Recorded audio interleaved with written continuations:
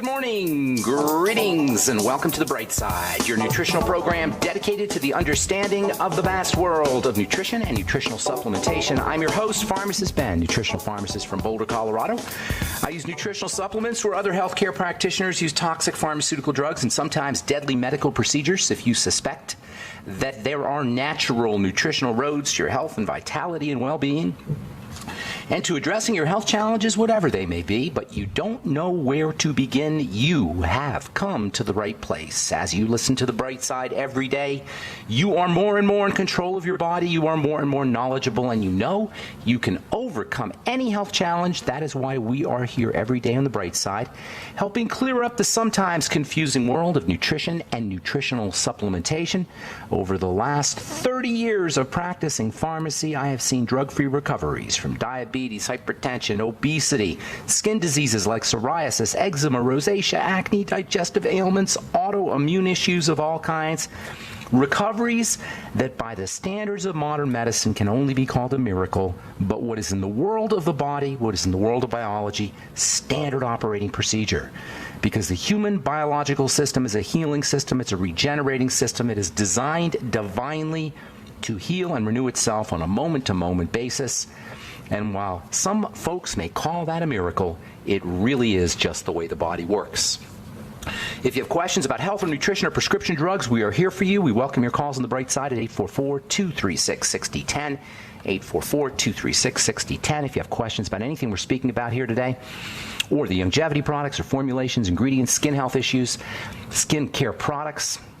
I've been in the skincare business now for 35 years, and I know a heck of a lot about formulations and ingredients. 844-236-6010 is your number. Likewise, if you have a success story you'd like to share, or if you just want to contribute to the conversation, 844-236-6010 is our number on The Bright Side, and we do have lines open for you. Now's the time to call in, so we can get to as many calls as possible at 844-236-6010. If you want to purchase any of the longevity products you hear advertised or recommended on the program, or even better, if you want to join the Bright Side Ben team, if you're an entrepreneur, if you're business-minded, and you want to start a business and enjoy all the tax benefits associated with having your own business, making your own hours, and making as much or as little money as you want without having to report to a boss or punch a time clock. You want to know about the longevity business for a one-time $25 fee. You can start yourself a business and help spread the word about how important and powerful a good nutritional supplement program can be. This is especially relevant if you have benefited from the longevity products, if you have benefited from nutritional supplementation. Don't keep it to yourself. You can spread the word and make money at the same time. Call 866-735-2470. That's 866-735-2470. 2470. They can give you more information. That's the Bright Side Ben team. 866-735-2470. That's the phone number for the Bright Side Ben phone team. You can also sign up right off the websites brightsideben.com, pharmacistben.com, and criticalhealthnews.com. And then I also want to remind you to please check out my Truth Skin Health products at truthtreatments.com, or Truth Retinol 5% Gel if you're dealing with acne blemishes or accelerated aging, or you want to prevent aging from occurring.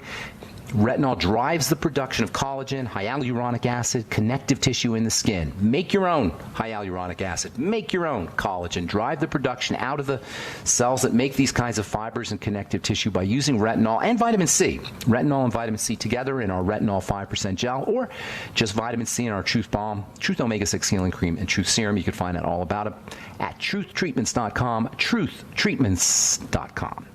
Okay, we are talking fibromyalgia. Fibromyalgia, we've said, is mostly a female issue. Some 80 to 90% of fibromyalgia sufferers are women. And thus we come to the importance of estrogen, which is perhaps the most misunderstood chemical in the body. If you are dealing with a health challenge that involves estrogen, whether it's breast cancer, reproductive cancers, endometriosis, fibrosis, heart disease, blood clots, autoimmune disease, or fibromyalgia, or if you're a male dealing with prostate issues, you want to focus on estrogen metabolism. You want to understand estrogen metabolism. You want to support estrogen metabolism. This is especially important for women, and for men, for that matter, who are predominantly estrogenic, estrogen dominance. If you're producing a lot of estrogen, and this is not just true for women, it can also be true for men. If you're estrogen dominant, you really want to be focusing on how your body clears out estrogen as well as balancing out estrogen. And this is where we come into this whole topic of estrogen dominance, which is really, really important. I know in the skin world, estrogen dominance plays a huge role when it comes to skin health issues. Estrogen dominance can be compounded by this whole issue of xenoestrogens, fake estrogens, that is estrogens that are found in plastics, estrogens that are found in drugs, there's estrogen in the water supply. These xenoestrogens can estrogen dominance, or they can just cause problems for anybody, really. You can recognize that estrogen dominance in yourself or in your family members or in your patients if you're a clinician by body type or body shape and hair, and also the skin. When you get really good, you're going to be able to recognize estrogen physiology and estrogen psychology pretty quickly. Estrogen psychology, there's an estrogen way of thinking or an estrogenic way of thinking. Estrogen is about mothering. It's about nurturing. It is first and foremost, the main role of estrogen is to make a baby. It's a baby-making hormone. Estrogen-dominant women will be curvy and buxom. Estrogen-dominant men will be rounder as well. They'll be more likely to have weight issues. Estrogen-dominant patients will have thicker skin, softer skin. They'll be less likely to wrinkle. Their skin will hide their age more effectively. And if you're less estrogenic, you're going to have thinning hair. You'll have maybe darker hair types. Blonde hair is associated with estrogenicity. This is why young girls tend to have blonde hair, and as they get older and as the estrogen drops, the blonde hair tends to turn darker. Likewise, when women have a baby, after a woman delivers a baby, her hair tends to get darker. This is a sign that estrogen is dropping. Estrogen-dominant women and men for that matter, will be less type A personality, less athletically inclined. They'll be more likely to be Epicurean, especially about food, which obviously has a nurturing quality. If you've been told that your estrogen is low, as in menopause or perimenopause, you may get put on something called HRT, hormone replacement therapy. Estrogen replacement therapy. Sometimes younger women who have skin problems will get put on estrogen replacement therapy. If, young women or for that, well, mostly young women.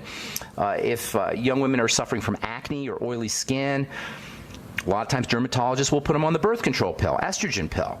Likewise, if they have menstrual issues or endometriosis. In my opinion, being put on estrogen is a very dangerous practice. It's playing with fire. Remember, estrogen is a stress hormone. Estrogen is a fibrosis hormone. Estrogen is associated with all kinds of health problems.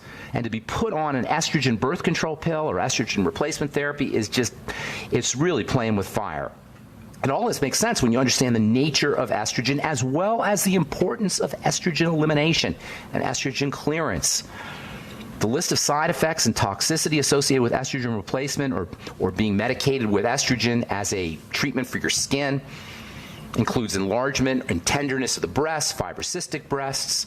And this is, by the way, men can suffer from a condition called gynecomastia, which is enlargement of the male breasts, swelling of the ankles and the legs, loss of appetite, weight changes, retention of water, nausea, vomiting, abdominal cramps, feelings of bloatedness, vaginal bleeding, spotting, fibroids, yeast infections, migraine headaches, mild dizziness, depression, decreased libido. These are all associated with excess estrogen.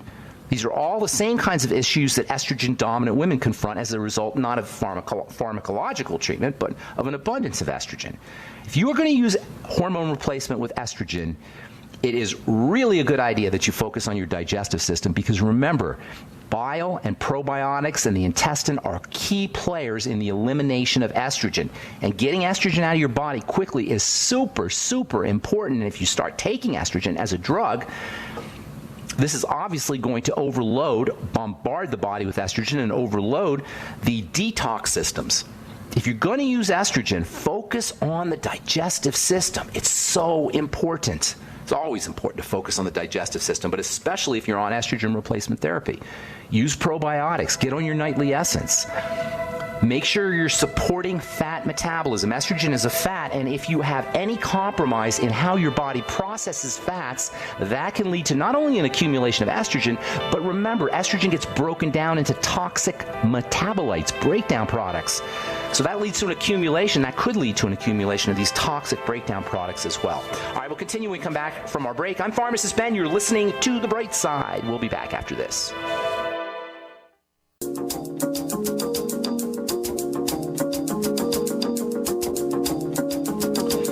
We're back on The Bright Side. I'm Pharmacist Ben. We're on the air Monday through Friday, 8 to 9 Pacific and 10 to 11 Central Time, 24/7 on our archive pages at brightsideben.com and benfuchsarchives.com. We got search engines up at both websites, and blog posts and news stories at brightsideben.com, criticalhealthnews.com, and pharmacistben.com. You can also purchase longevity products off the websites. You can also sign up to join the Brightside Ben team off the websites as well, or call the phone team at 866-735-2470. That's 866-735-2470. I also want to remind you to check out brightsidehealth.com.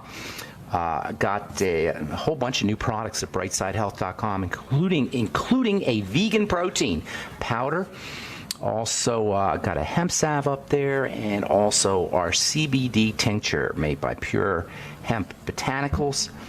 And then, of course, we have all our enzyme products at brightsidehealth.com, brightsidehealth.com.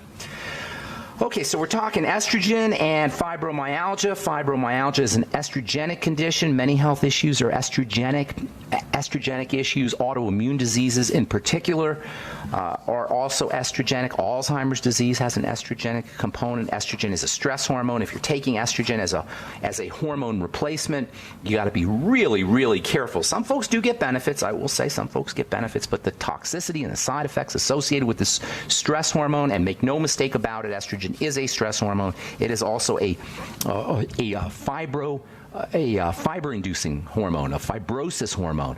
All of the problems we've been talking about here on the Bright Side now for the last few months involve fibrosis. Estrogen is a fibrosis hormone. A lot of the problems associated, a lot of the toxicity and the side effects associated with estrogen involve its role as a stress hormone, and involve its role as a fibrosis hormone. Fibroids are an estrogenic issue. Endometriosis is an estrogenic issue. If you're going to take estrogen, be careful. Make sure you're focusing on helping your body clear out the estrogen using bile salts, using your ultimate enzymes, using your probiotics, your nightly essence, making sure you're focusing on intestinal health, making sure you're focusing on how your body processes fats. Gallbladder disease increases when you use estrogen. Estrogens will increase the risk of cancer, endometrial cancer in postmenopausal women. Postmenopausal women who take estrogen are 2 to 3 times greater, have a 2 to 3 times greater chance of developing gallbladder disease, as well as toxic blood, sludgy blood. Remember, all disease is cell disease, and all cell disease is preceded by toxic sludgy blood, and estrogen increases the likelihood of toxic sludgy blood. That's why you get blood clots. That's why one of the major side effects of estrogen replacement therapy is blood clots. Prolonged use of drug estrogen is associated with increased breast cancer, cervical cancer, vaginal cancer, kidney cancer, liver cancer. It increases your risk of fibrocystic breast disease. Even if you're not on estrogen replacement therapy and you're only estrogen dominant, you're merely estrogen dominant, it's a good idea to focus on your digestive health and how your body eliminates estrogen. It's also a good idea to use progesterone. In pharmacy school, they tell us nobody should ever be on estrogen replacement therapy or estrogen birth control without being on progesterone as well. If you get the birth control pill, it's pretty much always going to be there, but it's not really real estrogen or real progesterone. There's fake progesterone, and fake progesterone is nasty stuff. If your doctor's giving you something called medroxyprogesterone, or if you're on the birth control pill with norgesterol or some other kind of fake progesterone, be careful. Progesterone is non-toxic, but fake progesterone, pharmaceutical progesterone, is awfully toxic. Ask for real progesterone. If you're on the birth control pill, or if you're on a hormone replacement therapy form of estrogen like Premarin, make sure you're balancing it out with real progesterone, not fake progesterone. Real progesterone is non-toxic. In fact, real progesterone can be helpful just as a calming hormone. And in my experience, many of the symptoms, menopausal symptoms in particular, that we try to address with estrogen, hot flashes, lack of sex drive, anxiety, mood issues, these are more effectively addressed with progesterone, and you don't have to worry about toxicity. And as it turns out, progesterone levels drop as women age pretty significantly, and estrogen is always being made. As long as you have body fat, you're making estrogen. Not true about progesterone. So a lot of times when we think we're dealing with estrogen deficiencies, we're really dealing with progesterone deficiencies. And given progesterone's non-toxicity, it makes a lot of sense to try progesterone first before you go into toxic estrogen, toxic hormone replacement therapy. I get calls all the time and letters all the time about hormone replacement therapy. Should I do hormone replacement therapy? Should I get on estrogen? I'm saying go with progesterone first, in my opinion, given its non-toxicity. And by the way, progesterone is also an effective supplement for men. The problem with estrogen dominance or estrogen replacement therapy is if you are not clearing out estrogen, and especially if you're not clearing out these toxic metabolites of estrogen, you're more than likely going to be dealing with the dark side of estrogen, and that includes fibroids and fibrocystic breasts, inflammation, cysts, insomnia, anxiety, infertility, obesity, increased risk of cancer, blood clots, etc. If you're estrogen dominant, as well as if you're on a prescription estrogen. And also if you are dealing with exposure to estrogenic chemicals, which are found in foods, dairy and beef, found in water, birth control pills. You know, every time you're on the if you're on the birth control pill, every time you go to the bathroom, it goes in the water supply. Our water supply has drugs in it, not just estrogen drugs. There's antidepressants, Prozac in the water, antihypertensives, chemotherapy, excuse me. And worst of all, in my opinion, as a guy who's been in the skincare business now for 35 years, is the cosmetic estrogens. Yes, you're rubbing estrogen on your skin if you're using a skincare product that has parabens in it and other preservatives. Fragrances are estrogenic. Sunscreens are estrogenic. This is one of the major reasons why I tell people to stay away or avoid sunscreens, despite what you hear from your dermatologist or your doctor. Sunscreens are nasty, nasty chemicals for many reasons, not the least of which is they act like estrogens. If you have to use a sunscreen because you have no other options and you don't want to burn, you never want to burn. Burning is not a good thing, but if you have to use a sunscreen, get it off your skin as soon as you don't need it, and stay away from products, especially eye creams, because the eye area is very thin skin and the estrogenic compounds go right into the blood. Stay away from eye creams and other products that have estrogen, that have sunscreen in them, built in, whether you need them or whether you don't. That's one of the reasons I formulated the truth, so you wouldn't have to have exposure to parabens or other preservatives or fragrances which act estrogenic, act estrogenically. And focus on the gut. Surprise, surprise. Remember, it's the dysbiosis, the messed up gut bacteria, that start the whole ball rolling on toxic estrogens. And this makes perfect sense if you understand the triangle of disease. The gut, the digestive system, is always the jumping off point to health, or to the lack of it. Digestion, blood sugar, adrenal thyroid complex. And oh, by the way, hypothyroidism can be caused by estrogen dominance or excess amounts of estrogen. And this is why way more women suffer from hypothyroidism than men. Heart disease has an estrogenic component. This is the #1 killer in America, heart disease. Cancer has an estrogenic component. It's a #2 killer. Diabetes, an autoimmune disease. Once again, there's a role for estrogen when it comes to these kinds of health challenges. All right, I don't mean to rip on estrogen. Obviously, it's an important hormone. Just got to make sure you're processing it correctly and not exposing yourself to too much of it. All right, I'm Pharmacist Ben. We're coming back with more good health information and your phone calls on the bright side. 844-236-6010 is our number. Got lines open for you.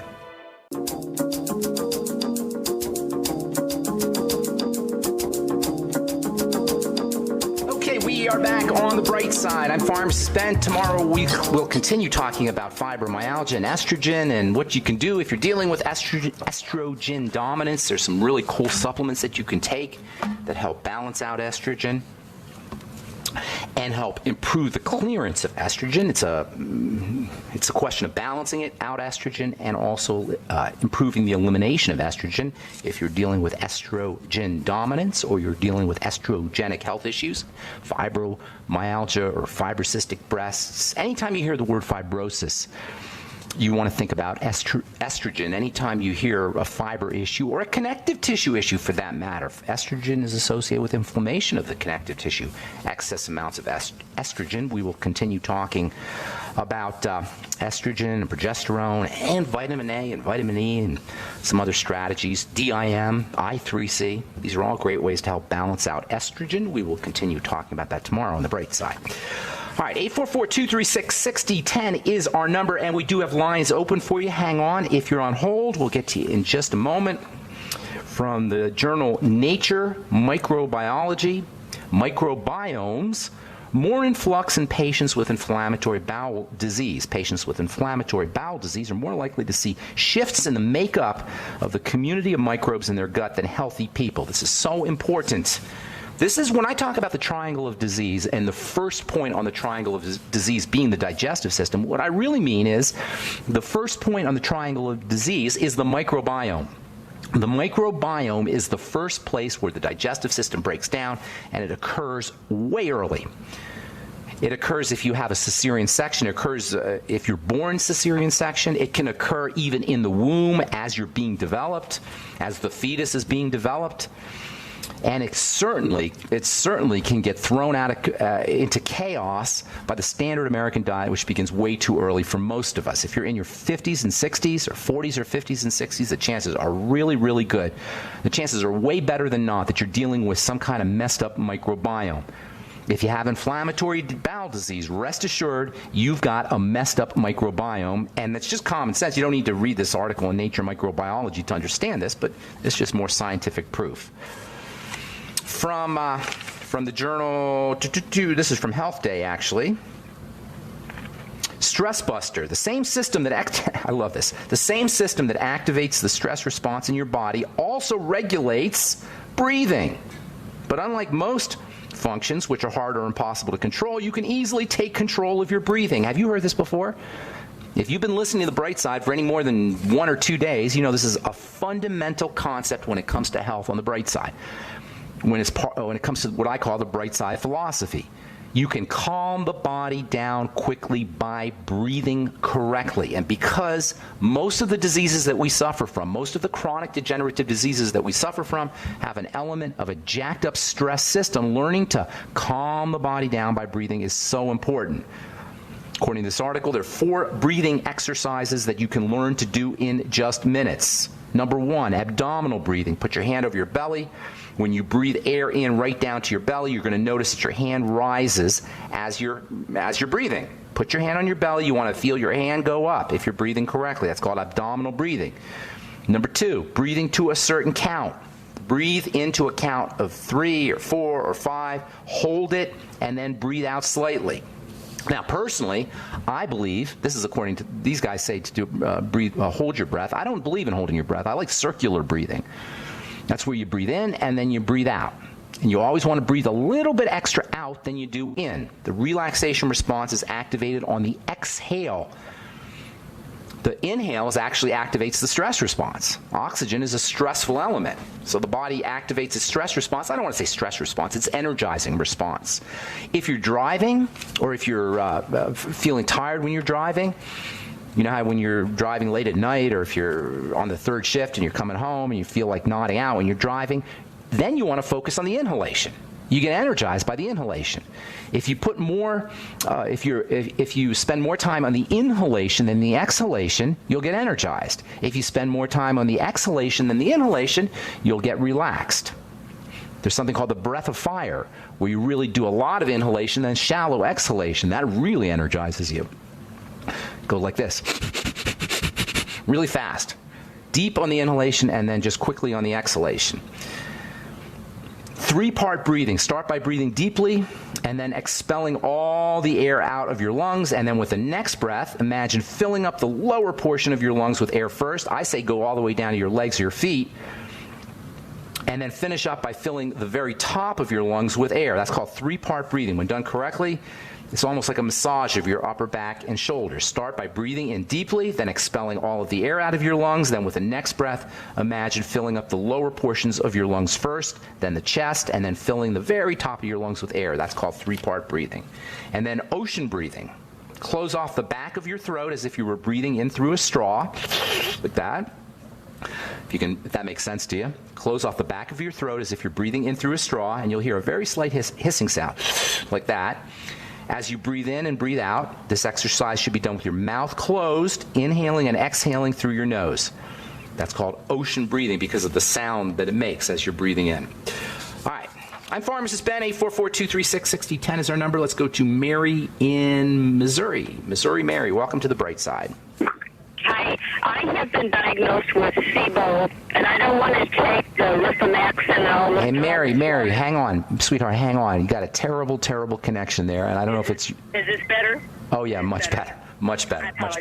I've been diagnosed with SIBO, and I don't want to take Rifaximin and all the drugs for it. I'd like to heal myself naturally. I have to say, since I've been on kefir, plain kefir, for 6 weeks, my stomach cramping has gone away. Little How do you like that? Particles of food in my stool have disappeared, but the acid is still there. All right. And I have a concurrent fructose intolerance with my SIBO. How would you heal me then? Nah, I'm not going to heal you. God's going to heal you. You're going to heal you. The body's going to heal you. I'm just going to tell you what to do. So here's I'm going to give you some ideas. I'm not going to tell you what to do. I'm going to give you some ideas. Did you say rifampin? Is that what they want to give you? Rifaximin. It's I don't know what the real name of it is, but I don't know what the real name of rifaximin is, but it sounds like an antibiotic to me. Rifaximin, is that correct? I do know that online says it's an antibiotic. Yeah. It's an antibiotic. It's only a boneheaded doctor would give somebody an antibiotic when they have small intestinal bacterial overgrowth. Because what's going to happen is you're going to kill everything. You're not just going to kill the bad bacteria, you're going to kill the good bacteria. This is the dumbest thing. Just the stupidest idea to give somebody an antibiotic when they're dealing with dysbiosis, messed up gut bacteria. Can you see how dumb it is? Yeah. You should tell your doctor, that's dumb, doctor. If I already have dysbiosis and my gut bacteria messed up, you're going to now give me an antibiotic? How? The idiocy. Absolute lunacy.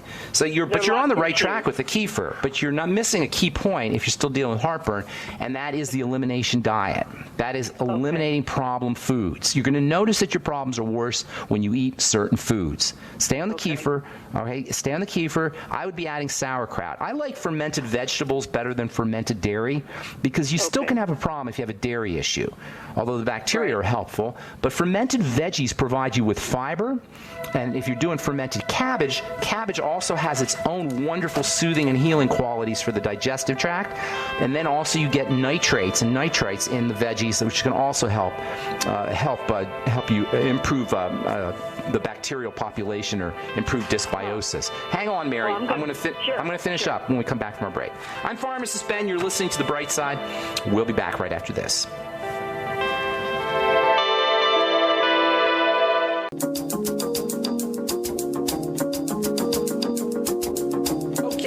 Back on The Bright Side. Got lines open, 844-236-6010. Talking to Mary in Missouri. SIBO, you there? SIBO, Missouri Mary. You there, ma'am? Yeah. Mary? Hi, Mary. They're going to put me in a procedure, Ben, and they want to give me a 4-hour IV antibiotic. Mary, fix your phone, sweetheart. Fix your phone. I'm sorry. They're going to give me a procedure next week, and they want to hook me up to a 4-hour IV antibiotic, and I really don't want it. But why are you going to a doctor? And what would you do? I would work on my food. Stop eating for 2 or 3 days. You're going to feel better right away. That's first of all. Stop eating for 2 or 3 days. If you can't fast, I think a fast is awesome. And by the way, intermittent fasting, you guys, you don't have to be sick to benefit from fasting periodically. It's an amazing, amazing longevity tool and just health tool. But if you're dealing with SIBO, absolutely you want to fast for a couple of days. If you can't fast, do a Suero V cleanse. I know I talked about this yesterday, probably. I talked about it a lot. You get a half a bottle of Suero. You do a half a bottle of Suero V, Suero, VIE. You get it off from brightsideben.com or pharmacistben.com or criticalhealthnews.com. Do half a bottle every hour. You should have some anyway, Mary. You should be doing it anyway. It's a great way to get some good bacteria in your gut. Before I went to break, we talked about cabbage, fermented cabbage, sauerkraut. Yeah. Cabbage contains something called vitamin U, which is a compound. Nobody really knows what it is, but it's a compound that helps soothe the gut. Cabbage soup can be helpful, but I like fermented cabbage because you get the bacteria, you also get fiber, and you also get the nitrates and nitrites. In fact, any fermented vegetable will get you fiber and the nitrates and nitrites. That's why I prefer fermented vegetables over yogurt and kefir. What about the vinegar in them? Doesn't that count? I think on fructose intolerance, I'm not supposed to. I'm not a believer. I don't buy into that. Vinegar is amazing for the digestive system for helping support stomach acid. If you have a problem with vinegar, use betaine, B-E-T-A-I-N-E. You'll get that in the Ultimate Enzymes from Longevity. If you use the Ultimate Nightly Essence, you'll get, in addition to bacteria, you'll also get enzymes. So between enzymes, good bacteria, fermented foods, fasting, you're going to go a long way towards improving SIBO without a doctor. But you also want to make sure that you're eliminating problem foods. You probably haven't eliminated foods, and that's why you're dealing with the heartburn and you don't have complete relief. You're not going to know what the problem foods are unless you write everything down in a book. That's called the elimination diet and a food diary. If you've listened to this program, you know I talk about it almost every day. So you eat one type of food, you see how you respond, and then if you have a problem, you eliminate that food. You'll find that gluten is usually involved, or gluten will say grains can be involved, cereals and breads can be involved. Also, dairy is sometimes a problem for people, and then also eggs and legumes and nuts are a problem. In fact, those are the major food allergens or food toxins. Gluten and grains. I say gluten and grains because sometimes there's other things in grains, and if you go gluten-free, you still may run into a problem. So gluten and grains, and that's not just barley, rye, oat, and wheat. It could be any kind of grain. It could be quinoa you might be having a problem with. So just any of them. You just got to be, you got to take notes, and you got to be a scientist, and you got to accumulate the data that's personal to you. Don't go by a list of good foods or bad foods. Those are just rules of thumb. You're different. You know, every human being is unique, so you got to go by what's a problem for you. All right, so the elimination diet, and then also a food diary, and then using supplements, probiotics, digestive enzymes, lecithin granules can be helpful in addition to apple cider vinegar, something called hyaluronic acid. I'm sure you've heard of that. I'm on it. I started it. Good deal. Also, anything that's got a mucousy, kind of slimy quality, like the Fuchs Z or algae or mushrooms, all have a coating and soothing effect on the digestive tract. And then I would be using glutamine powder. Go get some glutamine powder. Don't buy the capsules. The capsules are they're overpriced. Excuse me. It's a way better value if you get a pound jar or half a pound jar of glutamine powder and just do a half a teaspoonful to a teaspoonful every day. Stir it in water. Glutamine is also great for folks who are dealing with sugar cravings. Glutamine powder can help kill your sugar cravings. So glutamine powder is also very soothing. It actually acts as fuel for the cells of the intestine, so it's very important for anybody dealing with any kind of intestinal, in addition to dysbiosis, messed up gut bacteria. For folks dealing with ulcerative colitis or irritable bowel syndrome, also benefit from glutamine powder. All right, does that make sense? And then last but not least, let me just say one last thing. If you're going to be on an antibiotic, make sure you're doing your probiotic a few hours after you do your antibiotic, because the antibiotic will kill the probiotic. And also use fiber, grind up flaxseed fiber every day, and that will help eliminate the antibiotic. And also bentonite clay, half a teaspoonful of bentonite clay in water will help suck up that extra toxin and pull it out of your system. And I think I said bile salts, extra bile salts. If I didn't, you might want to take some extra bile salts, B-I-L-E, bile salts. Ton of information there for you, sweetheart. And there's also, I didn't even tell you about regular supplements that you might want to take, although I should mention one more. Zinc, 50 milligrams a day, very important for helping the body make hydrochloric acid. And many folks dealing with SIBO are dealing with hydrochloric acid problems. And stay away from dried fruit. That messes up the gut, and for folks dealing with SIBO, that can be a real problem. Dried apricots and any kind of dried fruit, dried bananas, etc. All right, I got to move, I took Mary. Notes. I wrote it down. Thank you. Okay. Bless you. Thank you. All right. Thank you. Bless you as well. Have a beautiful day. All right, let's move on to Tony in Texas. Good morning. Welcome to the Bright Side, Tony. Hi, Ben. Thanks for taking my call. Sure. What's up? I wanted to start with a quick testimonial. You spoke to my father about 2 years ago. He was diagnosed with CLL and was in really poor shape. Chronic lymphocytic leukemia you're talking about? CLL? Yes, sir. Yep. Okay. And anyways, just he was falling apart, and that was your diagnosis. But we got. Did I say that? Did I say he's falling apart? Yeah. All right, Because there was a whole list of symptoms and issues, and the doctors were treating the symptoms, and I think that everything they did made matters worse.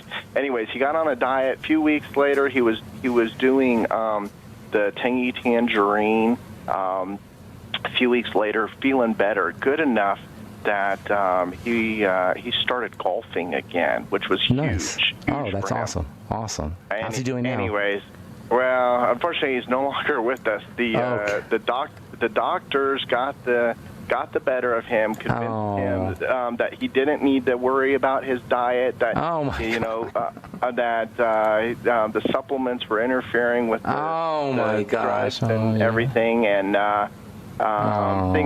things reverted, got worse, and he passed away within. I'm sorry, Tony. I'm sorry, but he was better when he got on the program. He was better, and then they put him on the drugs. He was tremendously better, and I don't know why he chose not to stick with it, but kind of that generation. He was in his early 80s, that generation where the doctors, they scared him. The doctors could do no wrong, and he needed to follow what they had to say. Anyways, all right. I appreciate you, letting me give you kudos, but also mentioning, that rest of the story, because I'm dealing with something similar with my mom. What's she got? So let me just tell you real quick. She's 75.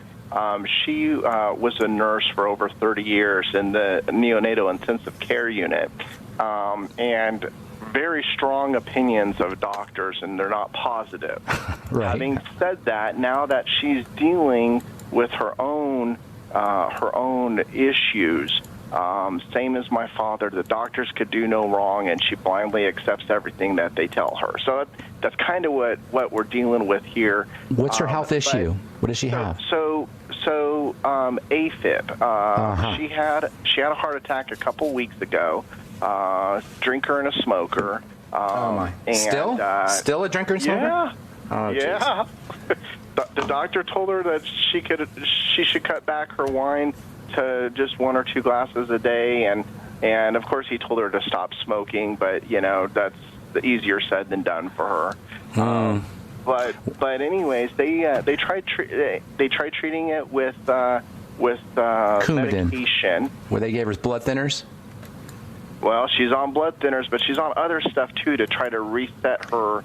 Tony, I'm going to run out of time here, but I only have about a minute. But this is a very important subject. If you could call back, I'd love to address this further. In the meantime, have her calm, if she wants to, calm the body down. Number one, get her on coenzyme Q10, get her on vitamin C, high doses of vitamin C. If she can do the Beyond Tangerine, that would be great.